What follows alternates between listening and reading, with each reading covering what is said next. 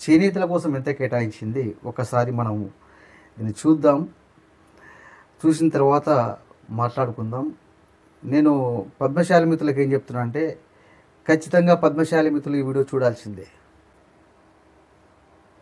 ఒకసారి మన భట్టి విక్రమార్క గారు చేనేతల బడ్జెట్ ప్రవేశపెడితే ఏం చెప్తున్నారో ఒకసారి ఇందాం మనము. చేనేత రంగానికి ఈ బడ్జెట్లో 371 కోట్ల రూపాయలు ప్రతిపాదిస్తున్నాం. ఏం చెప్పిండు? రాష్ట్ర బడ్జెట్లో 371 కోట్లు కేటాయిస్తున్నాం, 371 కోట్లు కేటాయిస్తున్నామని చెప్పి చాలా గర్వంగా చెప్తుండు భట్టి విక్రమార్క గారు. నేను యావత్ పద్మశాలి సోదరులకు చెప్తున్నా, ఒక్కసారి ఆలోచించండి. ఈ 370 కోట్లు కూడా ఎందుకు చెప్తుండు? మళ్ళా రాష్ట్రంలో స్వయం సహాయక సంఘాల్లో ఉన్న 64.7 లక్షల మంది సభ్యులకు ఏటా 2 నాణ్యమైన చీరలు ఇవ్వాలని నిర్ణయించాం.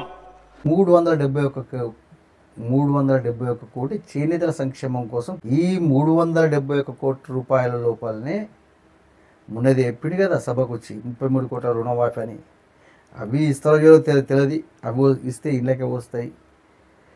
ప్రతి మహిళకు 2 చీరలు చొప్పున గత ప్రభుత్వము నాసిరకం చీరలు ఇచ్చింది, కానీ మేము నాణ్యమైన చీరలు ఇస్తాం. ప్రతి మహిళకు 2 చీరలు చొప్పున, అంటే వాళ్ళు ఇచ్చిన దానికన్నా డబ్బులు ఇస్తాం. గత ప్రభుత్వం ఇచ్చిన దానికన్నా డబ్బులు ఇచ్చి నాణ్యమైన చీరలు ఇస్తాం అని ప్రకటించింది. మరి ఇవన్నిటికీ 371 కోటి సరిపోతుందా? ఒకసారి ఆలోచించండి.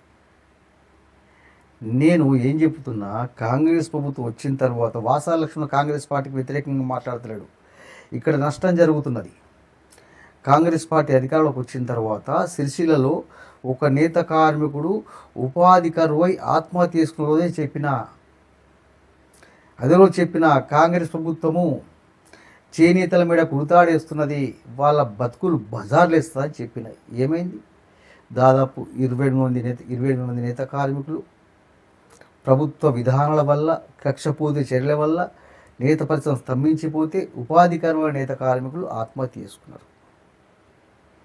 చేసుకున్న తర్వాత ఇట్లా కాదు, మేము ప్రతి మహిళకు 2 చీరలు చొప్పున ఏడాది పొద్దు పనిస్తామని చెప్పారు. అట్లా అయిపోతే 15 నెలలు అవుతుంది. చేనేతల పద్ధతి చిత్రం అనేది చాలా దారుణంగా ఉన్నది. ఇలా ప్రపంచానికి బట్టనిచ్చే నేతన్న ఇలా బట్టలేని పరిస్థితిలో ఉన్నాడు. ఇలా వాస్తవంగా ఇది కరెక్ట్ స్థితిలో ఉన్నాడు. ఇలా చేనేతల పద్ధతి ఎట్లుందిరా అంటే ఇట్లా ఉన్నది. చేనేత ఎట్లున్నా ఇట్లా ఉండదు. ప్రపంచానికి బట్టనిచ్చే నేతన్న ఇలా బట్టలేని పరిస్థితిలో ఉన్నాడు.